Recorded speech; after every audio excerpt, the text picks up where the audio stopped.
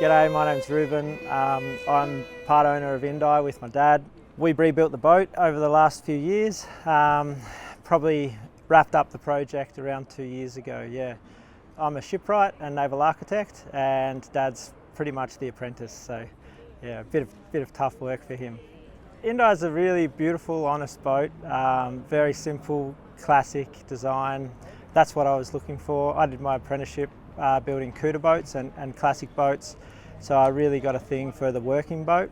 And whilst the Indi is not a working boat, she is based on the lines of working boats. She's based on the lines of traditional Colin Archer style rescue boats, so for rescuing North Sea sailors. I'm forever painting over old varnish, trying to scuff up the stainless steel, which is quite against the sort of tack that most boat owners will take. So yeah, looking for something that really gives off the working boat qualities, and looking for something that's very user-friendly, maintainable, and something that can be an enduring vessel, yeah. So the traditional North Sea rescue hull is a double ender. They're quite beamy boats, so the characteristics of which carry through to Indi is that it is still a double ender, which makes it excellent in a seaway. It's a very safe boat, travels nicely over the waves, can take waves from astern, so it's always going to keep you safe when you're out there.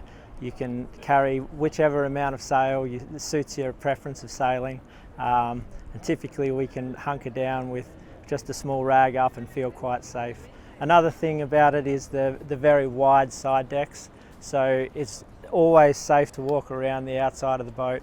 You can have a whole group of people on, and it's a very comfortable boat to sail, yeah. So over the last 2 years being in Tasmania, it's been really beautiful. We've had her down at the D'Entrecosto Channel, and mostly it's been weekends and extended weekends, so up to about 5-6 days.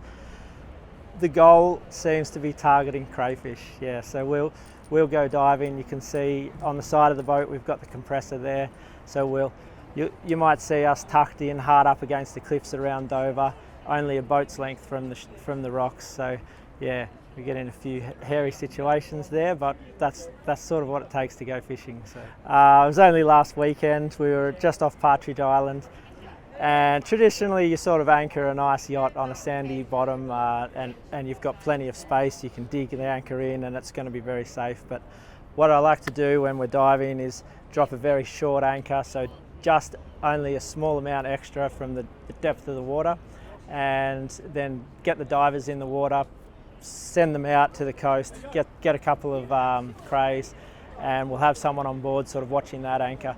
Because Indi is not a high-speed manoeuvrable boat, we need to put the anchor down so that we can sort of have the boat nice and safe while people are in the water on the hoses. And what happened is the anchor just picked up at one of the big boulders, and a big swell came through, pushed the boat up, but the boat didn't want to move up, and the bowsprit stayed where it was, so it just tore the bowsprit straight out of the bottom of the boat. But as you can see, it's all back together now, so yeah, we'll sail on. There's always something to do. Being a boat builder and a naval architect is both a blessing and a curse. It means that you're always analysing every move, and you're always working on the boat, so it can be very hard sometimes to peel away from the dock and go sailing, but it's also a great feeling. Like the bowsprit repair I mentioned, we did that in Research Bay, so anchored up in the middle of a trip, so it's quite nice. We're very remote, and it sort of transports you back to to what it may have been like for the tall ship sailors as they had to make their repairs on their own voyages. We first got the boat, and Dad was looking forward to learning a bit about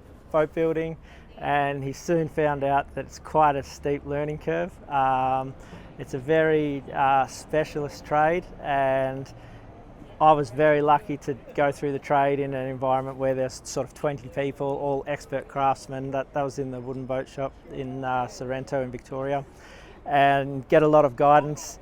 So, and Dad was then stuck with just one teacher. So he had a very steep learning curve, and yeah, he's still working on some of the key things like sharpening chisels and stuff like that. But he's doing a great job, yeah. So he does a lot of the maintenance on board as well, a lot of the painting and things like that.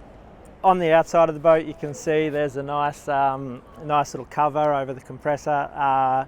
It's got this beautiful crayfish detail on it. That was made by my girlfriend Amber.